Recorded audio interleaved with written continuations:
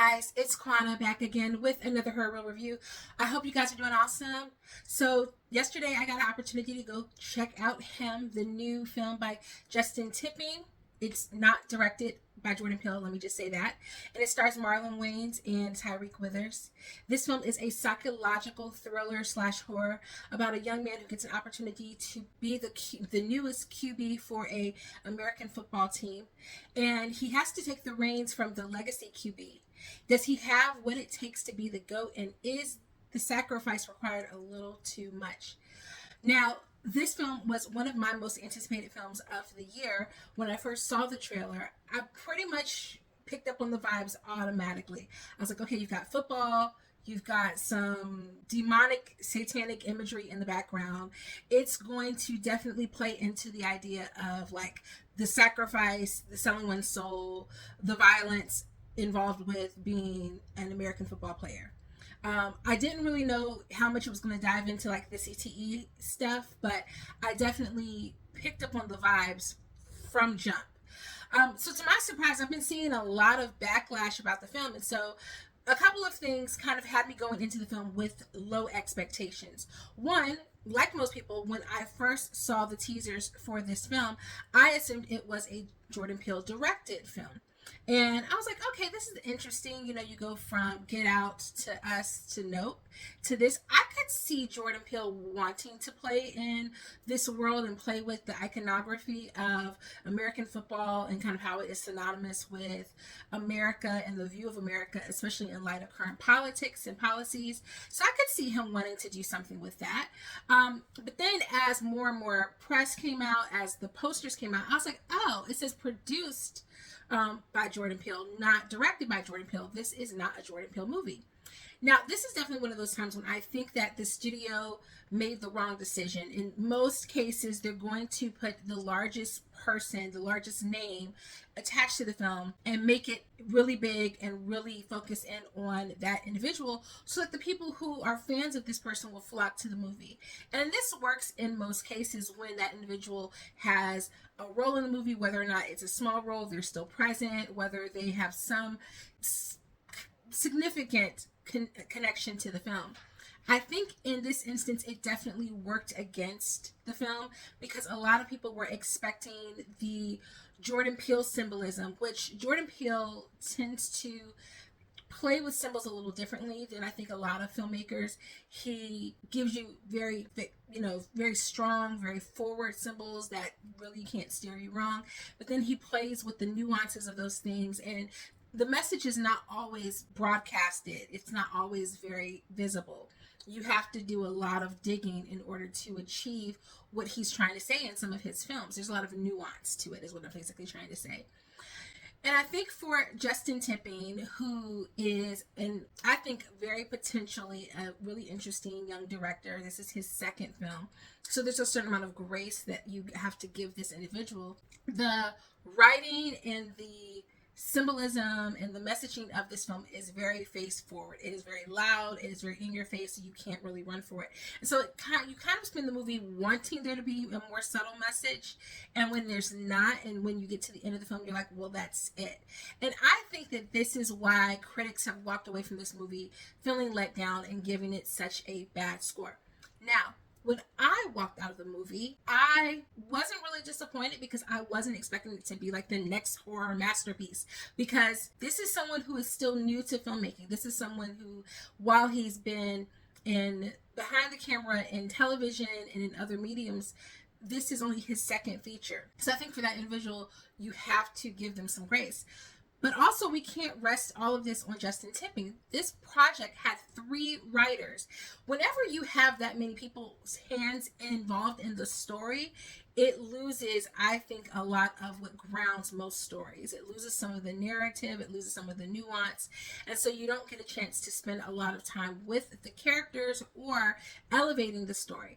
The film's runtime is 1 hour and 36 minutes, and I think the first act, it's interesting. The opening sequence is really cool. You get a lot of tension between Tyreek Withers' character, Cameron Cade, as a kid, as he's being molded to be obsessed with football. He's being molded to be an obsessive fan.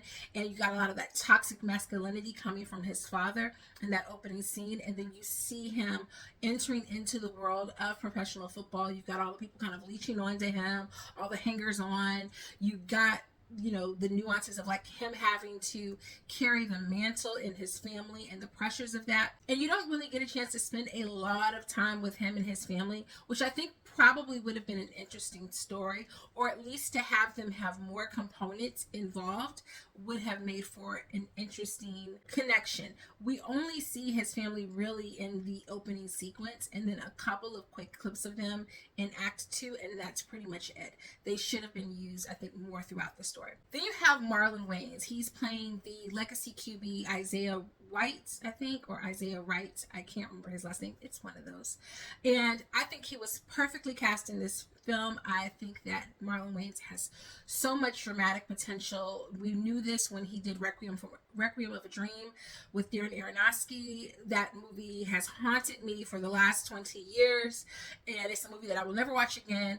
But it definitely was very surreal, and it had a lot to say about addiction and about drug use. I think that a lot of people are comparing this film to Jordan Peele when they should have been comparing it to Darren Aronofsky, David Lynch. And not to say that his work is as good as any of those projects, but David Lynch is who he is because he had some losses along the way. He definitely took some L's. Everything wasn't a masterpiece, but it was all very interesting. And I think that if this might have been an instance of Justin Tipping wanting to give credit to everyone who was in the room with him, you know, kind of pulling a Beyonce, instead of just saying, hey, listen, I appreciate the feedback, but I'm going to just strip this and make this my film, my vision, and let's just see what we get from there. Maybe you guys can come on as editors or things of that nature, but to have 3 writers, I think, was not a good thing for this film. Marlon Wayans gives some incredible moments in this film that I think would have been really interesting to explore a little bit deeper. There's a moment where he kind of disappears from the film, and he definitely should have been present more throughout, even in kind of like a ghostly way, you know, in a spiritual way. Like, you should have felt his presence even in the moments he wasn't there. And I think that was also a thing that was kind of missing for me in key moments of the film, where it felt like it lagged because I missed his presence. They also just don't give a lot for Tyreek Withers to do. I mean, he's doing stuff, but he's not really saying a lot. There's not a lot of dialogue in this film that's working in his favor. So I think he does a good job with what he's been given. It just feels like at times it's not a lot. Like he's just kind of being dragged along in his story instead of being an active participant. And finally, we get to the third act. I think the second act is the strongest because that's when you have Tyreek Withers and Marlon Wayans together most of the time. When we get to the third act, the reveal was like, okay, yeah, by this point we know there's no surprise. Well, there is one surprise, but it's not a major surprise. Like, I wasn't shocked by it, and so I think that kind of left something to be desired in the final act of the film. But critics are being brutal on this film, and I do think it goes back to their expectations being so high because they assumed it was going to be a Jordan Peele film.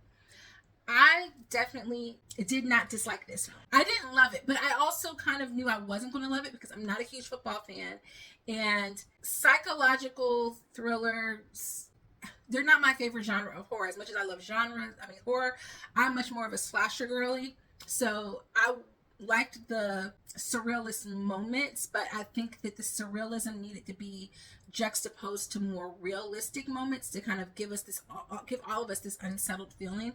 And I just don't think that was balanced well for me. But I don't think it was a horrible film. Like, I definitely would give this a 2.5 out of 5 stars, which is just middle of the road. It's not trash, but it's not something I'm going to come back to again and again and again. And I definitely think it needed more of that enjoyment factor. Julia Fox was in this. She was okay in this. I kept thinking, oh, she looks like Lady Gaga. Why? Why does she look like Lady Gaga? And I mean, maybe she was trying to be Kim Kardashian. I don't know that she knew who she was trying to be. It felt like she was trying to be Lady Gaga, but Lady Gaga is not someone I associate with being like an influencer. I definitely think of like she should have been not as eyes wide shut as she was in this film, but I didn't hate her. I just think that the film wasn't saying much with her character either. This is a very male-centric film. The women in the film are pretty much just ornamental or there to serve as some type of like figurative attachment to these men, like accessories. And it would have been interesting to see them play a bigger role. When we do see Julia Fox's character playing a bigger role, I don't know really what the film is trying to say about that.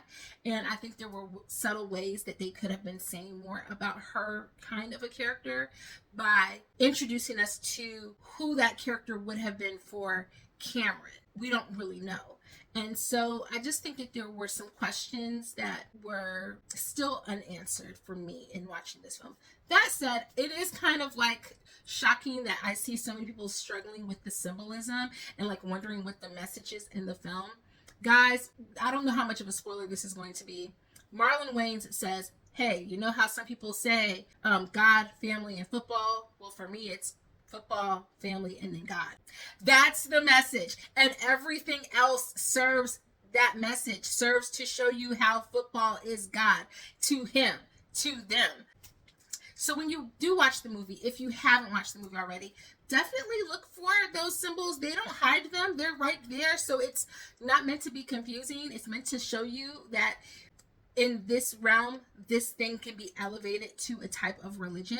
But I also think that this story could have been set in almost any major kind of fame inspired situation. It could have been like soccer players. It could have been hockey players. It could have been basketball players. It could have been the music industry. Really, you could have implanted all of that into one of those things and it would have been the same film, honestly.